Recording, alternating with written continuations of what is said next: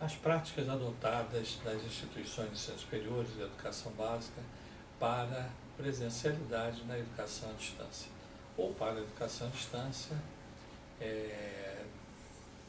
dentro de momentos que são momentos exigidos aí por uma decorrência de situações emergenciais, como vivemos em 2020, 2021, uma situação emergencial que levou ao afastamento físico de muitos alunos, milhares de alunos, milhões de alunos no mundo foram afastados das salas de aula em função da pandemia.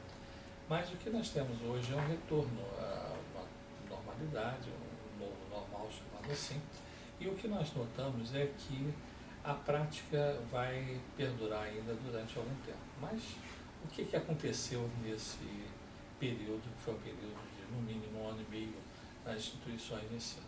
Em primeiro lugar, foi uma grande mostra de um despreparo da grande parte dos profissionais que atuam na educação para o uso de tecnologias.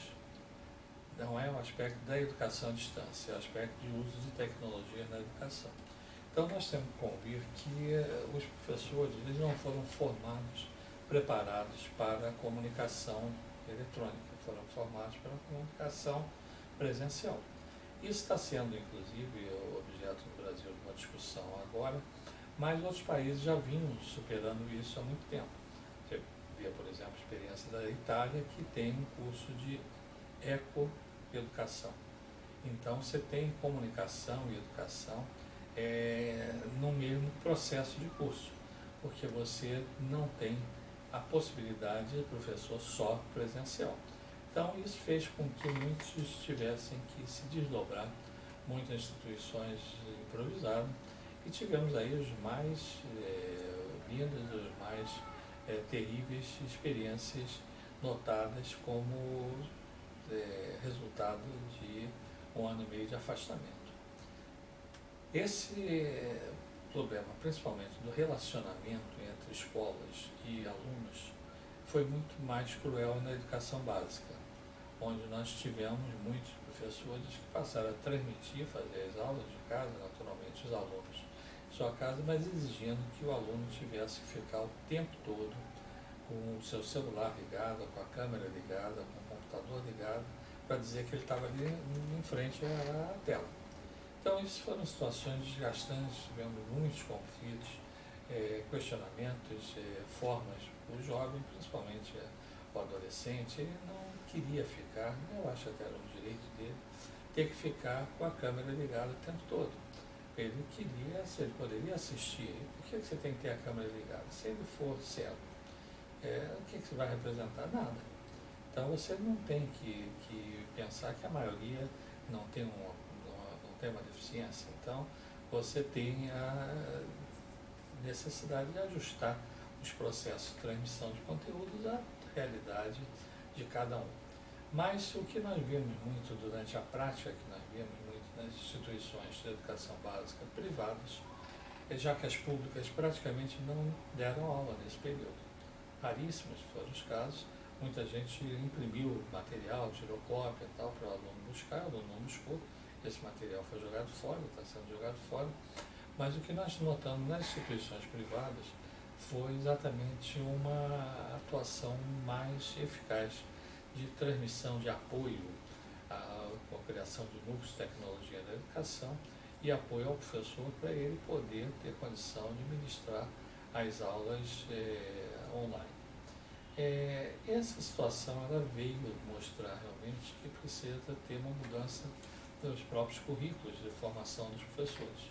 O Ministério da Educação, inclusive, lançou agora, em outubro de 2021, lançou um programa que é para capacitar, a partir de 2022, são 3 anos, universidades públicas, prioritariamente, mas as privadas também podem funcionar, com um novo processo de formação dos gestores e dos educadores. Então, a ideia é dar um currículo inovador, não você ficar ensinando as teorias da aprendizagem, aquelas teorias, todas são muito bonitas, mas na prática não trazem resultados concretos de melhoria da qualidade da educação. Você tem que ser prático e analisar o que realmente trouxe de resultados todo esse momento foi um momento de angústia na vida das pessoas. Agora, o que nós observamos é que a prática foi a mais variada possível. No ensino superior, quem tinha já educação à distância saiu muito bem, porque não trouxe mudança nenhuma. Quem não tinha educação à distância passou a ter possibilidade, inclusive, de antecipação de cursos. Na área de saúde, por exemplo, foi permitido que alunos antecipassem a colação de grau. E essa colação de grau foi antecipada e os conteúdos, naturalmente, foram suprimidos. Muita coisa não foi transmitida, né, de conhecimento, mas que terá que ser recuperada a partir de 2022, porque as instituições não terão como abandonar esse período, esses conteúdos que não foram dados, porque muitos deles são bases importantíssimos para as séries seguintes, para os períodos seguintes. Agora, nós vimos na realidade tudo. O Ministério da Educação pediu que as instituições de ensino superior oficiassem, informassem, mas aquilo ninguém olhou aquilo. Aquilo foi para marcar um xizinho e colocar no arquivo digital da instituição, dizendo que foi feito, está sendo feito, teve prazo, teve portaria, uma série de, desculpe o termo, bobagens que foram feitas pelos burocratas da educação, e as instituições tiveram que fazer para não serem penalizadas.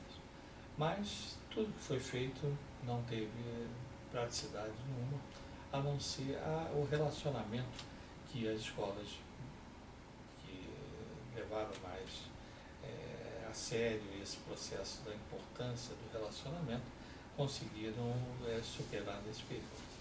Então, em termos práticos, não há como a gente elencar aqui quais foram as práticas adotadas. Nós temos de tudo.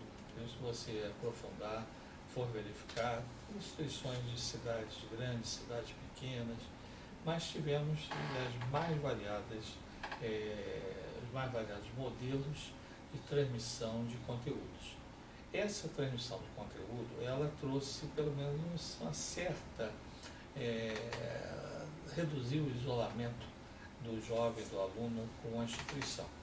O grande trabalho que terá que acontecer nesses próximos momentos, é no aspecto relativo à área psicológica, ou seja, o abalo psicológico foi muito grande. Os conteúdos se recuperam, mas abalos psicológicos não se recuperam. Tivemos suicídios, tivemos casos de depressões elevadas, tivemos daí muita gente ainda que está passando por momentos de uma busca de recuperação, mas tivemos realmente situações que só vão com o tempo recuperar. Não adianta você tentar, não existe uma fórmula mágica de recuperar. Agora, então, resumo, todas as práticas foram válidas.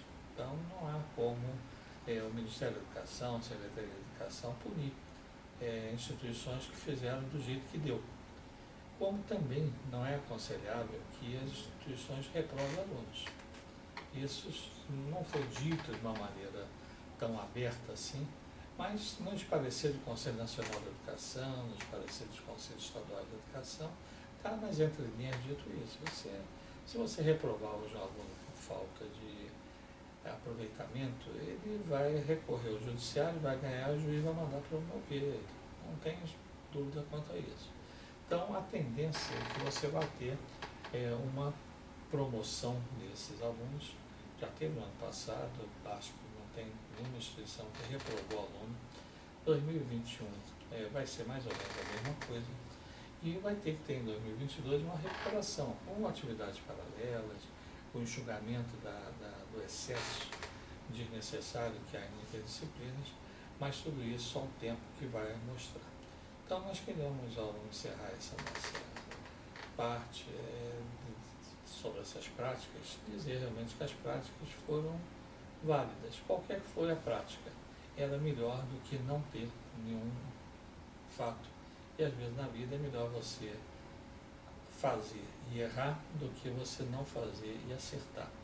Porque o acerto faz parte muito de quem realiza. Você realiza e pode cometer erros, mas se você não cometer erros, você com certeza não realizou nada. Então você tem que pensar sempre nesse aspecto de como aconteceram, louvar realmente o trabalho, o esforço, muitos erros, um terceiro por parte de professores, por instituições, por parte de famílias também, mas o que é certo é que valorizou-se mais o ser humano nesse período. Então, o que nós temos com vida é que as práticas mais variadas que fossem, elas foram positivas na vida das instituições e da comunidade educacional.